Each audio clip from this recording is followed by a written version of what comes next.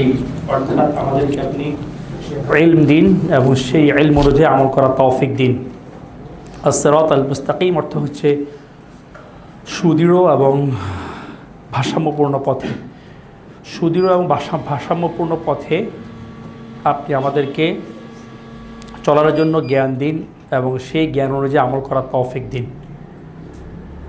আল্লাহ সুবহানাহু ওয়া তাআলা নিজেই সিরাত আল-মুস্তাকিমের ব্যাখ্যা দিচ্ছেন, সিরাতাল লাযীনা আন'আমতা আলাইহিম, ওই সকল লোকদের পথ যারা নিয়ামত প্রাপ্ত, অর্থাৎ যারা হিদায়াত প্রাপ্ত, অর্থাৎ যারা জানে এবং মানে।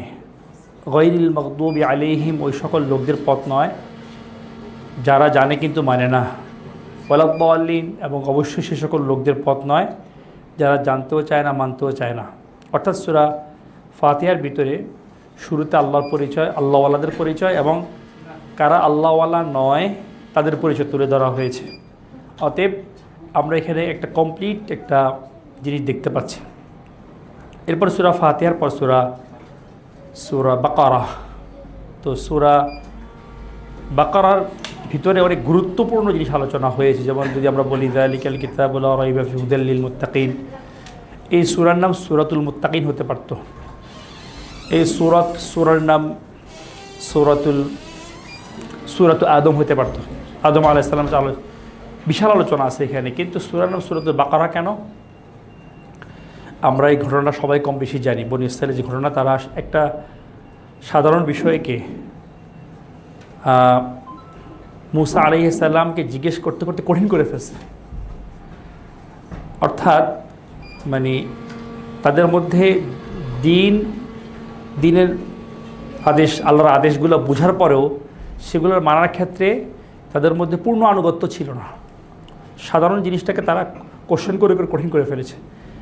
এই সূরা বাকারার ভিতরে অনেক বিধান আছে। এখানে আল্লাহর পক্ষ থেকে অনেক আদেশ, অনেক নিষেধ এখানে উল্লেখ করা হয়েছে। তো এই জন্য যে আসলে যাতে করে আমরা বনী ইসরাঈলের মতো না হই, অর্থাৎ সাধারণ বিষয়কে কোশ্চেন করে করে জটিল করে না তুলি, এই মানসিকতা আমাদের মধ্যে যেন গ্রো না করে, এটা যেন আমাদের মধ্যে না থাকে। অর্থাৎ আমাদের অবস্থা যেমন এমন হয়, সামি'না ওয়া আতা'না, আমরা শুনলাম এবং মানলাম। বুঝে আসছে?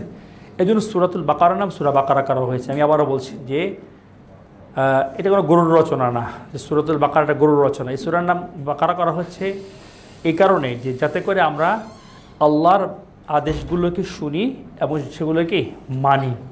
বনী ইসরাঈলের মতো একটা সহজ বিষয় বলতে মানাটা সহজ ছিল, কিন্তু তারা কঠিন প্রশ্ন করতে করতে বিষয়টা কঠিন করে ফেলে।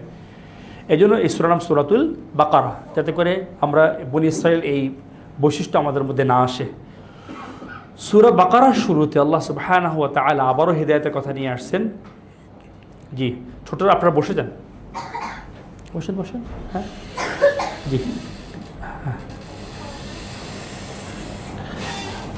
সূরাতুল বাকারার শুরুতে যে বিষয়গুলো আমাদের সামনে আসছে, যালিকাল কিতাব, সাধারণত এই কিতাবটা আমাদের সামনে, তারপর দূরবর্তী একটা ইশারাপূর্ণ শব্দ ইউজ করা হয়েছে। কারণ হচ্ছে যে আসলে এটা দ্বারা বোঝানো হচ্ছে যে এইটা লি মানে দূরবর্তী, কা মানে আপনি লক্ষ্য করুন। অর্থাৎ এটা দূরের থেকে আমাদের কাছে আসছে, উপর থেকে আসছে, আল্লাহর পক্ষ থেকে আসছে, এটা বোঝাচ্ছে যালিকা। আল কিতাব অর্থ হচ্ছে লিখিত বই।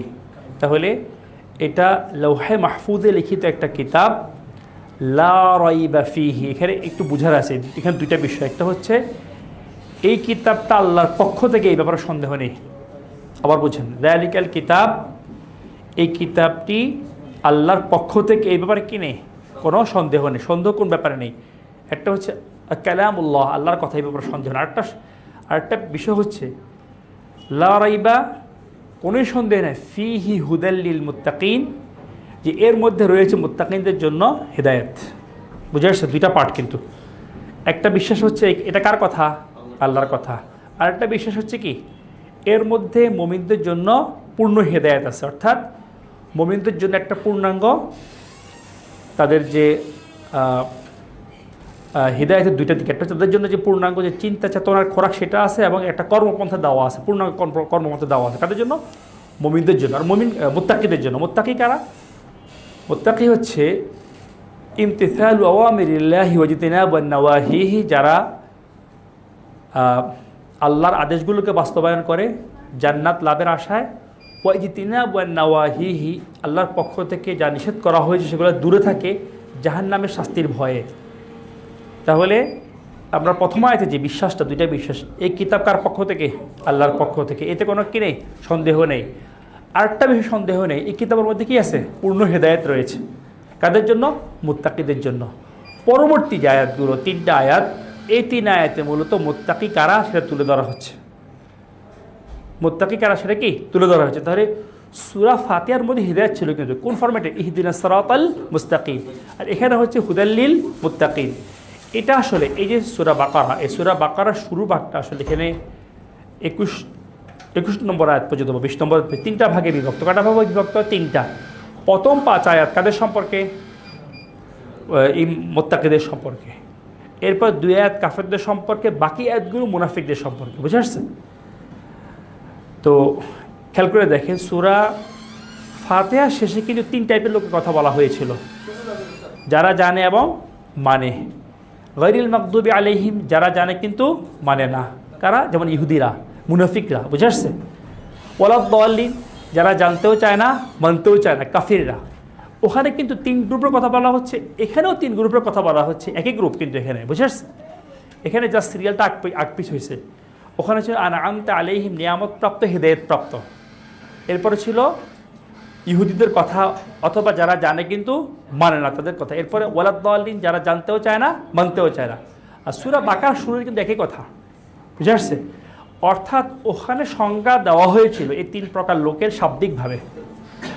কোন দিক থেকে? শাব্দিকভাবে। আর এখানে সংজ্ঞায়িত করা হচ্ছে, ডেফিনিশন দেওয়া হচ্ছে তাদের আচরণের মাধ্যমে, অ্যাপ্লাইড দিকটা তুলে ধরা হচ্ছে। তাহলে প্রথম কাদের কথা তুলে ধরা হচ্ছে? হুদাল্লিল মুত্তাকিন। মুত্তাকিন কারা? আল্লাযীনা ইউমিনুনা বিল গায়ব। বুঝে আসছে? আর ঈমান বিল গায়ব কোথায় পড়ে আসছেন? সূরা ফাতিহার প্রথম 3 আয়াতে। এগুলো এতটা, ধরেন যে সময় থাকতে আমি বুঝতে পারতাম যে এতটা ইন্টারকানেক্টেড।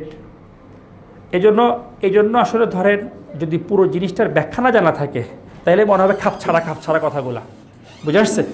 তাহলে এখানে খেয়াল করে দেখেন যে এখানে শুরুর বৈশিষ্ট্য কি। এখানে কিন্তু ডেফিনেশন দেওয়া হচ্ছে কিসের মাধ্যমে?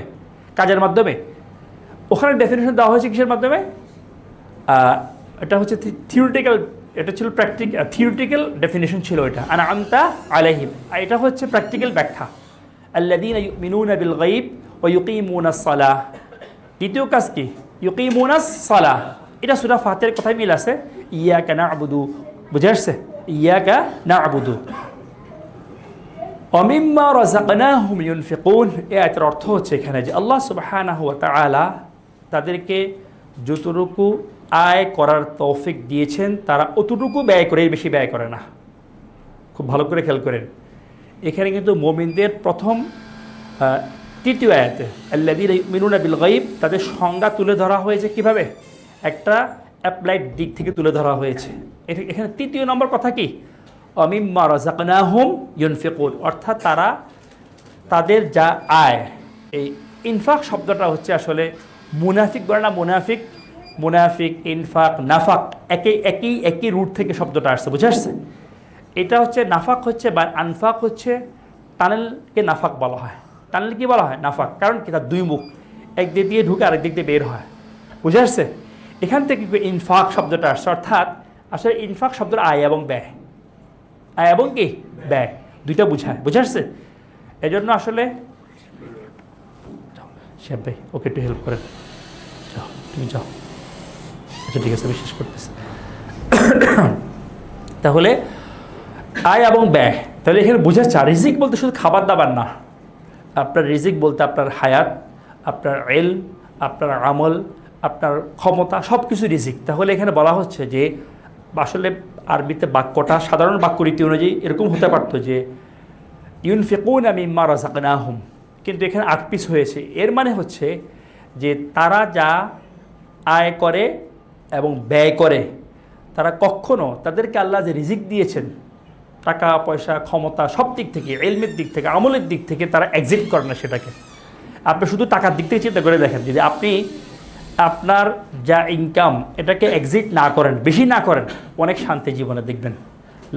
লোন নিয়েছেন তো ধরা গেছেন জীবনে, ব্যাংক থেকে লোন নিয়েছেন মানে কি জীবন শেষ, বুঝে আসছে?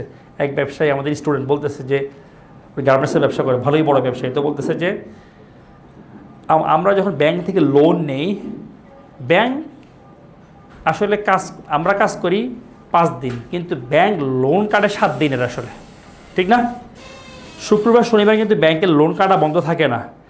এর মানে ধরেন আপনি 50 কোটি টাকার ব্যবসা শুরু করছেন, পরবর্তীতে আরও 50 কোটি টাকা নিলেন, একসময় দেখবেন যে লোনের পরিমাণ বাড়তে বাড়তে আপনি 30%-এর মালিক, ব্যাংক 70%-এর মালিক, একসময় দেখবেন ব্যাংক 80%-এর মালিক, আবার আপনাকে 20%-এর মালিক, বুঝে আসছে?